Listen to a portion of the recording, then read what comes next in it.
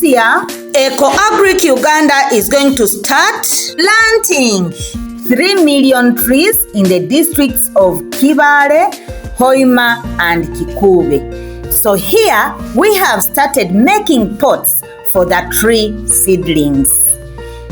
Eko-Agric Uganda is super excited about this activity and program. Please, let's work together. And this is our nursery bed in Hoima.